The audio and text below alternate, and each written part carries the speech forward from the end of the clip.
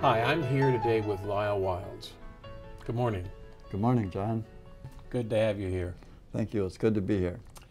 At some point in your life, Lyle, there were two really triggering events that one probably drove you down a really rough road for a period of years, and the other gave you 20 plus years to think about that.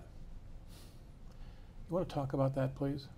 I think my real exposure to the brain and its uniqueness was after I had my automobile accident. I went from a, from a lifestyle with a certain behavior to a lifestyle that was almost completely different than the original behavior. And I couldn't understand how that could happen with the same brain, same person, same environment, but I felt different. And as I started to hear comments from people about my difference was a flaw in my behavior rather than a difference in my brain's construction, I was really amazed at the doctor's comments to me about my brain, how the medicine would affect my brain, how pills would affect my brain, and then just having done drugs and watched my brain be affected and the different feelings I had with all those different experiences, I started to think, man, this brain is really the organ of my behavior. And the second significant consequence for that behavior. You did something that got you in a lot of trouble with the law. Yes, I did. I became disconnected from my community and decided to become an underground chemist and manufacture synthetic cocaine. And the judge slammed the door on your life for a while. It was a process that got me 22 years in prison. So were you just going to do time, or did the interest with your own brain stay with you? My interest in my brain stayed with me, and it stayed with me because when I entered the prison system, there was kind of a bottom to your life that you question, how in the dickens did I get here? And how's my thinking and my brain related to that? You didn't just pull inside yourself. You actually went the other way. What made you decide not only to explore this neuroscience field for your own benefit, but even more than that, to want to share it with fellow inmates? I went into prison with a degree in sociology and philosophy behind me, so I've been a kind of a curious person. And when I got in prison, I could have went to work for Unicor, and I could have worked there for the many years I had and saved some money. Or I could, because Unicor wouldn't let you teach classes, you had to work 8 hours a day. And I wanted to really study. And a gentleman in prison said to me, Lyle, if you read and use this time for the next 20 years, when you get out, you'll be of more value than you will ever be having held a job for 10 or 15 years and acquiring money.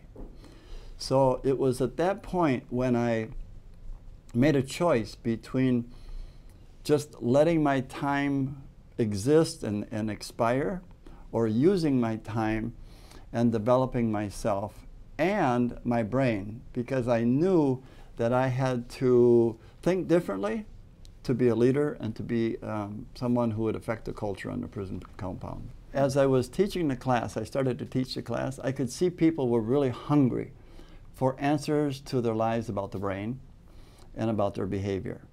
And I didn't really know a lot of the answers, but I was in a position to talk about it. So I couldn't just rattle on, so I decided I probably should do some research, and I had a little extra time on my hands, so I started reading. And it seemed like every time I read a book, and if I stood upon that book, I could see further down the road. So every time I read a book, I could see further down the road. And that interaction between reading and facilitating what I've read into the audience, with the audience, has made my life a catch-22 of I want to do more, I want to know more, people want to hear more, I'm going to tell them more, I got to get more. And so it was just a hunger for me to change my own life as I watched it in other people's lives. When you regained your freedom and you had a choice about how you were going to live in the world, you could have done a lot of things. But you chose, in fact, to advance the theory, the neuroscience of this life work for you. And now you're presenting to audiences all over the country. What motivated you to go that route with your life? I think the factor that really made me decide I wanted to do this was the hunger of the people who asked me questions about how did I survive 20 years. Not only how did I survive it, but how did I survive it with the attitude that I have. Because they've seen other people come out of prison who aren't as excited about helping other people as what I am. And I know that if I'm going to be able to understand and become all that I can be, I have to continue to read and I have to continue to interact with my audience, because it's there that the activity takes place. For most of us, even if we accept your invitation to have a more personal relationship with our brain, it's hard for us to keep that up for any period of time. You've provided in your work that I've read a kind of a good rule to go with. It has to do with basically 7 seconds. Well, there's nothing we can do to change the past. There is something we can do about the way in which we understand the past. And there's nothing we can do about the future in terms of having it happen today. So it will happen and we will get there. So the most important part is to live right now. And when I say right now, I have broken it down to 7 seconds. The 2 seconds that's leaving as we speak now, and the 2 seconds that are coming in as we're talking, and we're in the 3 seconds that we are present right now. And I was in prison 585 million seconds, and I did most of that time 3 seconds at a time, because this is the only time you have to be in control of your life. And it's easy to handle 3 seconds. If we don't monitor what our brain is doing, it's going to be functioning on automatic pilot, and there'll be no control of your life in terms of where it's going. That's a pretty big responsibility for me. It's an opportunity, not a responsibility. So clients want to know what they're buying, public sector or private sector. Are there 2, 3, or 4 primary things that you want every client to know as they're considering having a relationship with your company? There are. I think the first one would be having an awareness of the importance of building a relationship with your brain. And then taking that importance and understanding that you're going to have to monitor it and change course where it needs to be. So just keeping that awareness that that has to be done. Second is I believe that you have to build a trust in the universe that you can have the world you want and that change is possible. There is a process for it. It is not an event. It happens, and you have control to do that. That builds motivation and excitement. And third is to really practice living in the 3 seconds. And living in the 3 seconds will allow you to determine the thought you're going to have, and the longer you have that thought, the sooner it becomes a pathway in your brain, and then it's yours. You can trust it, and it'll function automatically. And fourth is understanding the umbrella of emotions that you live under. You're happy, you're sad, you're just having moods all the time. And to understand that that is chemical, and that you can have an effect on it if you live properly and meaningfully in the 3 seconds. And so you are both in control of your life and your emotions. I don't know that any of us are very good at even taking your best work and waking up the next Monday or the next Saturday and remembering what to do with it.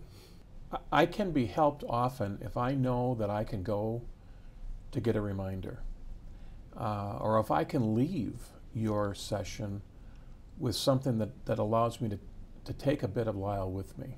Does your company provide me with a way that I can take some of you with me or be reminded of what I should be working on in my own life? Yes, we do.